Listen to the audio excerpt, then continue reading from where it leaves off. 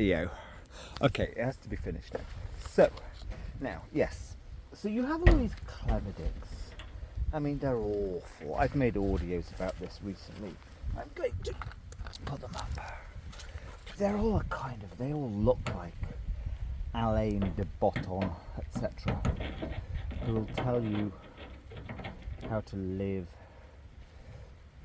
Oh, shit. Anyway, here's the point. Right. But your Jordan Peterson types, all of these awful people, they don't tell you something. Now, here's just a quick life hack tip. If you're going to be doing something thoughtful with your brain, it's really good. A life hack, I said it. Oh, I said it. That it needs parodying, that phrase, because there's no such thing. There's just a few little techniques that kind of work a bit. Anyway, doing thinking work for periods of time, 20 minutes, half an hour, and then getting up and doing physical work really is the key. I mean, all that matters, all of these fancy words, influences, all of this, have you got anything useful to say?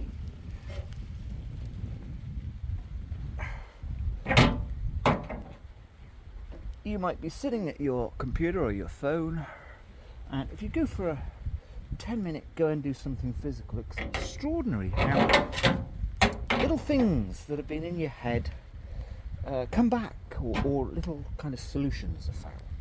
Right, that's not the thing, but that, in fact, there is actually science behind it. Anyway, all of these people, and I'm afraid to say they matter. Even Megan Daum and Sarah Hayder, but the ones that should just be parodied. Pathetic Jordan Peterson, Russell Brand has found God. They, with all of their kind of positive thinking bullshit, awareness bullshit, all that matters is just. Even I don't even like to use the phrase "think outside the box." It's just everybody's stuck, absolutely everybody, even in the countryside, except for me. Anyway, in a period of just a chance period of half a dozen people over 2 or 3 years, just so. I mean, there's a very one should keep to straightforward phrases. It's just acting fairly. I can't remember what I said this morning. You've got to act fairly. Fairness. Somebody asked my daughter, aged 6, in a dispute. And it was extraordinary. It was in the official report. I want it to be fair. 6-year-olds know what fairness is. Or 5-year-olds, or whatever it was. Fair. There's a very simple fairness. So when people act the wrong side of the fairness line. Now, the number one, I can actually mention an instance, but I've had many instances like this over the last 10 years, and I'm not a loser, I'm not a victim personality. The Dreadful Greens don't tell you something, nor do the Guardian, nor do all of these people. If you're in a couple, you're treated with much more respect, even if you're working alone in the hills, as I often have done. You're treated much more respectfully. In other words, if I really fuck him around and break the rules, if I am the wrong side of the fairness line, his partner might come and stab me or stick her claws into my eyes. That's the reality. Anyway, here's the point. But all these people, they'll talk about be aware, be this, be positive. All of this crap. They don't ever actually tell you anything useful. Now, here's one that it's got 2 parts to it. And I try this on people sometimes, but nobody can listen. But I know it works. It works in several ways. So let's say, as happened 2.5 years ago, I got into working for somebody for a few months at just a chaotic farm, and I kind of saw straight away. Now, I'm not going to identify this person in any way, because she considers herself the queen, literally, up there in her Welsh hills. She's not Welsh. But you go into a place and you see chaos. You see the boxes of empty gin bottles, etc. Now, you know there are serious problems there. However, once you're into a situation stably and you're doing useful work and you realise there's a little bit of psychodrama there, it's always loneliness and whatever it is, I'm not even gonna. So many times, and I can catalogue every single second, because working in situations like that, I would leave a recorder on always. You can't trust anybody. So there comes a point where you're just doing an hour's work and you're being told that hour's work or 50 hours work you've just done is absolutely great. So you're doing another week of an hour's work, 50 hours work or 30 hours work. And the women tend to own these small bits of land. Let's not go into that. Every single one that I've worked for, actually it goes back 12 years. And the first one was I was working with a young woman. She got the job and I was augmenting her. They shaft you on your last few weeks of wages. They find a way. It's all some kind of weird game. I've no interest in what it is. But the rule of the countryside, never mind the rule of the land, is that you pay your worker. Now, in the countryside, you pay your day worker. Even if you're going to go bankrupt, you pay your day worker. They all turn it weird at the end. Now, this particular woman I was working for, it's like I felt it was okay. I even had put my own hand in my pocket and bought some of her groceries because she lived 25 kilometres from the supermarket and I was at the supermarket one day. Anyway, it turns out she does that one. I don't even get a grocery money back. Now, long ago I developed it bothers you. You know you can't trust anybody. Because if you can't trust a landowner to honour the 5,000 year tradition of paying your day worker, you can't trust anybody. But what do you do? Well, basically, you send a few polite messages, polite enough, and then always, now this one didn't do, well no, she did do it a bit. All of these people now, all of them, make assumptions about your personality that they often go into using these horrible medical words like, oh, you're a bit Asperger's and all of this fucking... that should be illegal in my opinion, because for somebody to make a slander based on medical science when they have no knowledge, I've done big court cases where I've had to deal with huge £3,000 commissioned psychological reports on people. Even they are often obviously wonky. Anyway, so you often get the personal insult crap, and it's so insidious now. You have to go and listen to the audios I've made over the last month. Right, but here's the thing.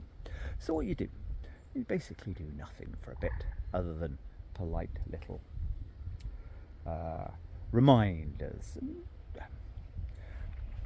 You don't bide your time. That's the wrong kind. That assumes the phrase "biding your time" means you're waiting for revenge. No, you wait till the runes play out. It's not the fates. Nobody knows what anything is, but in time, something maybe useful may come along.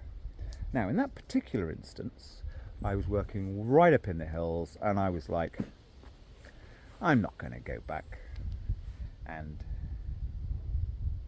risk spending quite a lot of money on fuel to get to this property.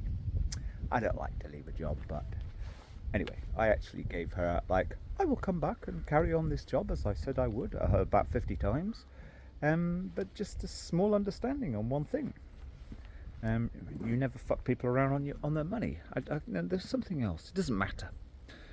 Anyway, it just so happens that because of that horrific behaviour, over the few months that followed, I actually had a really good time. I needed to be. Do you know what? I'm sick to fucking death of all these English names. None of them can be trusted ever, because I've been doing a few similar jobs, and I'd done a couple during 2020 actually. No, you always get these weird shaftings. I actually had a genuinely useful time, and I had a minor evolution, nothing to do with that. I just had time, because I said to myself, do you know, I'm not going to do anything for a month or two. I'm going to enjoy that July. And I began to communicate with somebody who I thoroughly enjoyed. We still are friends, probably possibly my only kind of friend. So something really good came of it. Now, here's the thing. What do you do? The first thing you do, this isn't revenge of course, is your message to somebody who's acted very unfairly to you should be as follows, but you must leave time. The first thing is, if you've got any self-respect, self-esteem, and also intelligence, you should know there's no point in saying anything to anybody in this country. Never. Never again. No point in attempting any rational dialogue. So give it away. Message them back, or message them saying, do you know what you were saying about me, you know, when you were making your usual insults, or the really sad ones. You tell somebody you're bulletproof, they tell you you're narcissistic. Yeah. You're right. Gosh, I took on board what you said. Now, of course, you have to write this very, very thoughtfully and carefully with good grammar and sentences and paragraphs, otherwise they'll think you're just drunk or something. Yes, you're right. I took on board what you said, and I made an adjustment in my behaviour because you told me how terrible I was. Thank you. And because of that, and also because of, well, you don't actually say, because you were so dishonest and virtually fucking evil that I stopped thinking about earning money again or anything. I met a great new person who is a billionairess, owns a mountain in Portugal, and she wants me to marry her immediately and isn't going to insist on a prenup. Not that I want one. So, hey, it all worked out great for me. Now, if you were also a strong and decent person, you'd also say, oh, and by the way, just so you realise, nothing that you did, because they are doing it, they might not know they're doing it, but there are basic rules in life. Nothing you did in any way was negative for me. So, that last week of wages you owe me, you might want to pay that to me, because only you're going to suffer. I know you've got a conscience, and only you're, it doesn't matter to me anymore. I'm marrying next week a trillionairess who owns all of northern Portugal, the most gorgeous near wilderness in Europe, with actually decent people, you fucking bitch. Okay?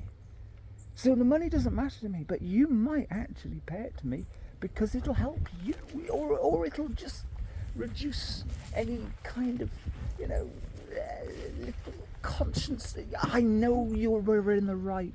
I know, but just in case you've got a small little bit of conscience that says, or you end up having one extra drink because you've got to neutralise your lost mind. Anyway, nobody will tell you, not even Megan Daum, or none of them will tell you. Now you see, that actually, not that anything can work. Most of therapy is a complete waste of time. Most of life coaching, particularly if it comes out of Greek or Totnes or any of these revolting places. But Hay-on-Wye was before them. And the other one, I always forget what it was. Oh, not Stowe. Stroud, yeah. This whole new human. I mean, they're all ex-junkies, they're just lost, and I've met so many of them, they're awful. But nothing that comes out of those places will tell you things that might. And when you write that email, which of course you have to try and get to about 5 paragraphs, because that's a fuck of a lot. They all usually, if you send in 1 paragraph, you send long emails, but this one they will read because they know inside they fucked you over. They know they've broken the rules. When you send that, it actually does give satisfaction. You don't have to use big words. I mean, if I ever write in something concomitant, that means, because judges understand this, I used to do it, I used to write statements for people in the High Court. A judge will know if the word concomitant appears in a letter or a statement, that means I am going to fucking joust you to the death, Justice Headley, and you're going to lose your job before you ruin my life. Just so happened it did happen. Anyway, let's forget about that. But no, that obviously that can be drilled down into a 1.5 pages kind of technique. It has no downside, because if you write it thoughtfully, they can't sit there and think, is this a game? Is this a manipulation? Because they've been let off their sin and their debt. In fact, they can't send something back to you saying, yet another proof that you've got Aspergic fucking ADHD up your bottom with a flavouring of self-harming whatever is the trendy load of nonsense. I hope that all got recorded. Right, back to my work, which is enjoyable. I only do this because I can, because I've got... None of them can also say, you see, that letter is also, you know, the thing that I despise about the bohemian, faux bohemian, kind of more modern, so-called intelligent music people, they all turn their noses up at the bard. That letter that I just wrote, and I have actually written quite a few, no, half a dozen. Most of the time I can't be bothered. There's one I could write this week about somebody whose behaviour over the last 2 months has been similar. I'm not going to bother. Or I might, because I've got the most incredible silver lining out of that one. I will, probably. All it means is if you ain't got nothing, you got nothing to lose. You are then free to act with true mindfulness and justice. But you do have to mean it. And anyway, you have got nothing. There is no way through these people. They haven't paid you within about a week. That means they've made their decision. That's it. They're right. Whatever their excuse for defrauding you or modern day slaverying you. I would never report anybody for anything. I just think it's funny. You should just, I've got nothing. Right.